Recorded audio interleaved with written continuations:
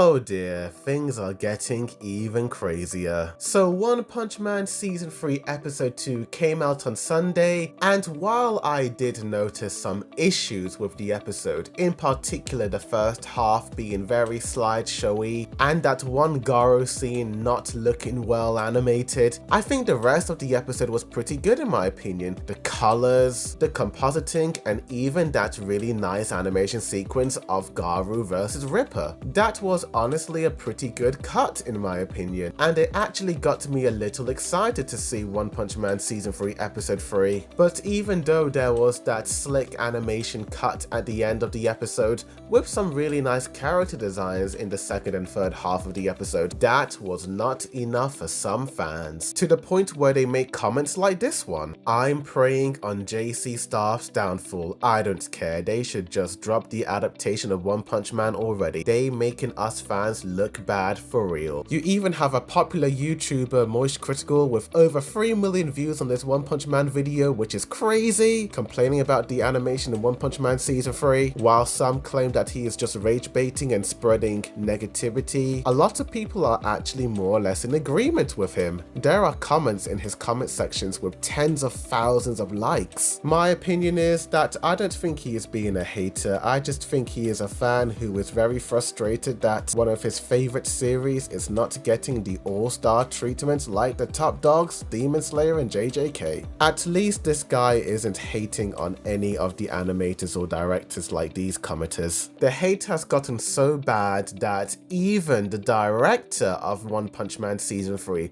has spoken up about the hate. Just over an hour ago, 2 X accounts shared a recent tweet by Shinpei Nagai, the director of One Punch Man Season 3, urging fans not to send hate to Shinpei Nagai. It's sad to see kind fans who had high expectations get angry and curse, saying you betrayed our expectations. Now, if you do go to Shinpei Nagai's official X account, his account is privated and only approved followers can see his posts. So what do I think about the director responding to the hate? Honestly, mate, I feel awfully sorry for the director. A couple of days ago, goated animator Vincent Chansard talked about how animators and artists in studios are just trying to survive. It does suck because you know that Shinpei Nagai is working so hard behind the scenes trying to get One Punch Man Season 3 to look as good as possible, but those greedy big wigs at the top of JC Staff and Bandai Namco are absolutely screwing over this director and the animators. It's very sad that this director is getting a lot of hate because I'm sure that the director wants to put in as much energy and passion into this project as possible, but I can only assume that the quality of One Punch Man Season 3 is not up to par with Season 1, not just because they don't have the talented freelancer animators that they did back in Season 1 at Madhouse, but because of the messy scheduling that is possibly plaguing this production. It is really sad to see, and I fully understand why some fans are very defensive when it comes to defending One Punch Man Season 3 because they feel bad for the artists and animators there. The defenders of One Punch Man Season 3 don't actually want the artists and animators to see these negative comments. I mean, nobody wants to feel discouraged over seeing a few hate comments online. However, despite all of this, 2 commenters did make a very interesting point in a lengthy comment replying to this YouTuber who more or less criticized Moist Critical's quote-unquote horrible take on One Punch Man Season 3. This is what he said: "I don't think the average person understands or cares where to point the finger, to be honest. You are lucky if less than 1% of anime watchers understand.